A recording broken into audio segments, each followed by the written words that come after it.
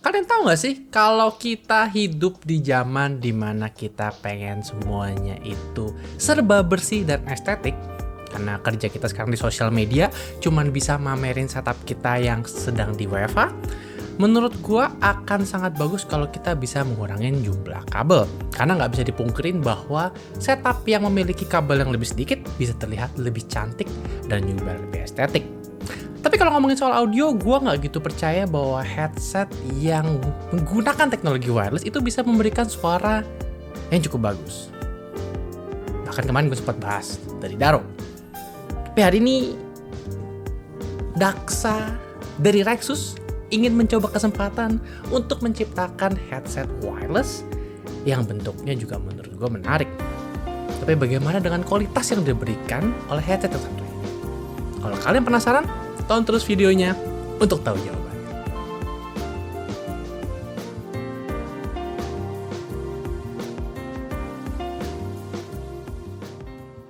Gue senang banget untuk bisa nyampein review-review kayak headset dari Rexus yang satu ini. Jadi kalau misalkan lu sama excitednya sama gue minta tolong kalian untuk bantu subscribe dan mungkin nyalain notifikasinya supaya mungkin gak ketinggalan semua review very valid ini, mau itu mouse, keyboard, atau mungkin headset kayak Rexus Daksa yang satu ini. Jadi, kita mau ngomongin hari ini tentang headset dari Rexus, yaitu Daksa TS1.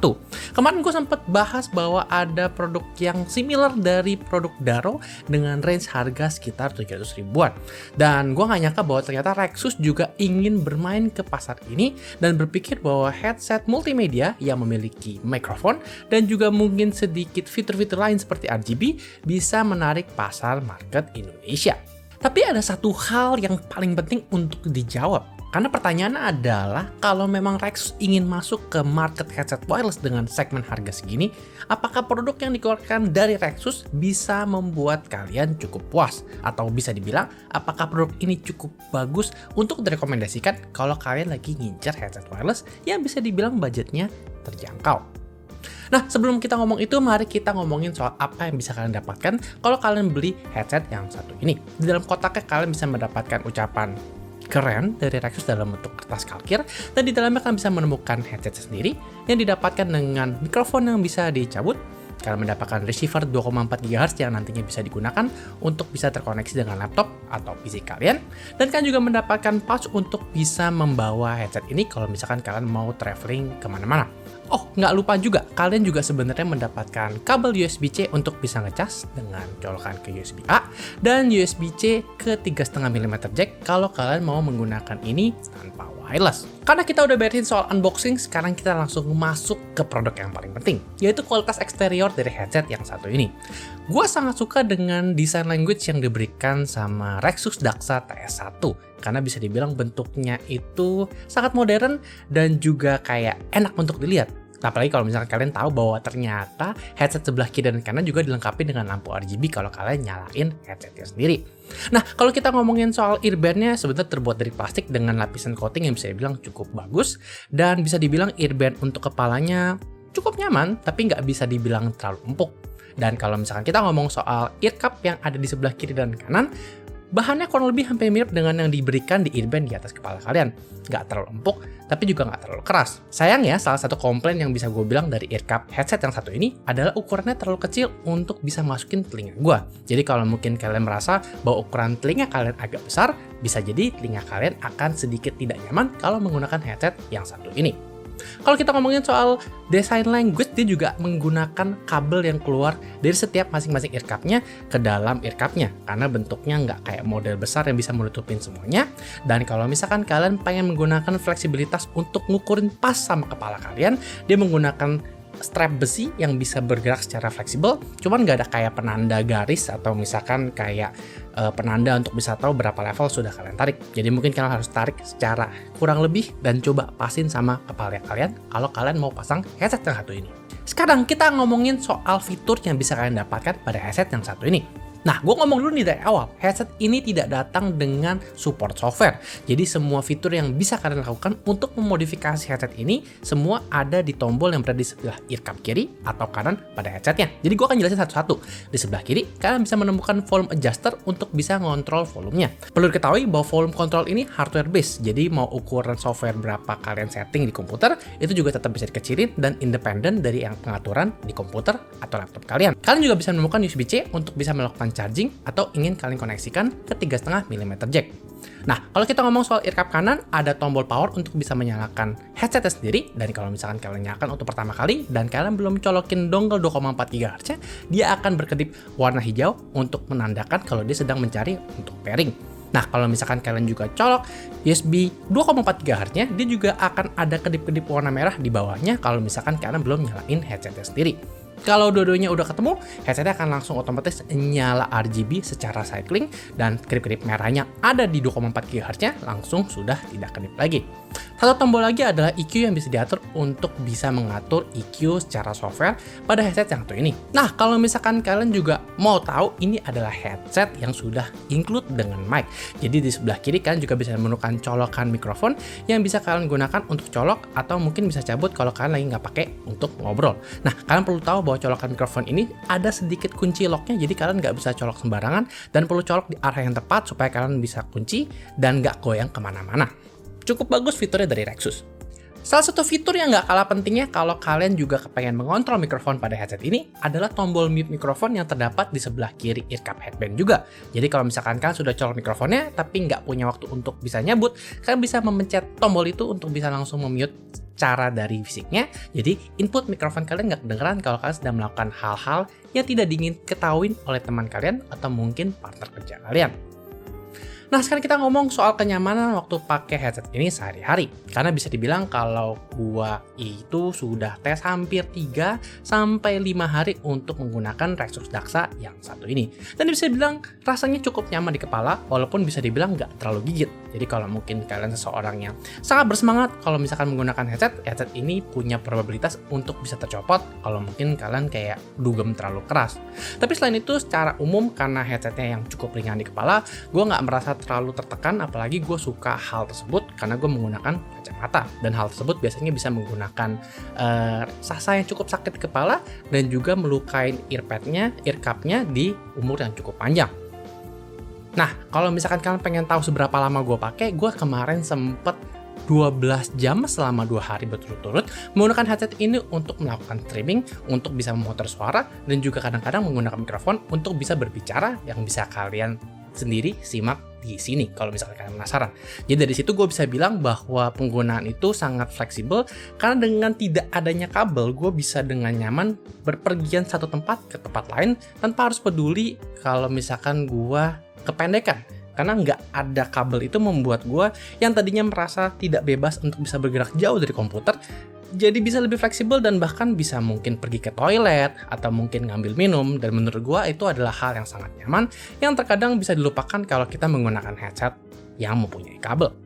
Tapi terkadang yang menjadi dilema buat diri gue sendiri, demi gue kehilangan kabel, apa yang harus gue korbankan untuk mendapatkan convenience gue untuk bisa bergerak secara leluasa. Dan bisa jadi kualitas audio adalah salah satu hal yang menurut gue sangat penting untuk dipertimbangkan.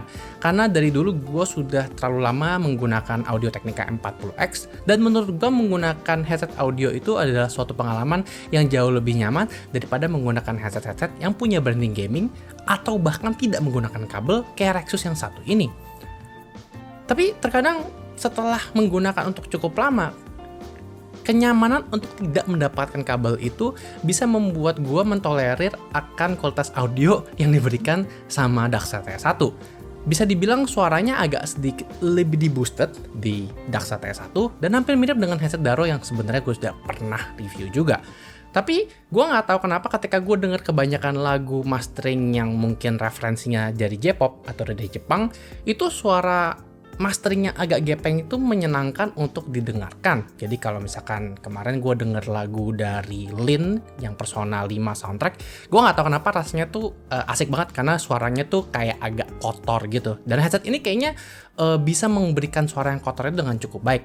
Walaupun kalau kalian mungkin demen sama suara vokal, tuh rasanya kayak bodinya hilang gitu. Dan seperti biasa, karena nih headset yang mungkin drivernya bisa dibilang harus nggak terlalu besar, karena harus bisa menggunakan transmisi, jadi rasanya kayak imaging, suara itu kayak nggak banyak dimensi yang cukup tebal lah.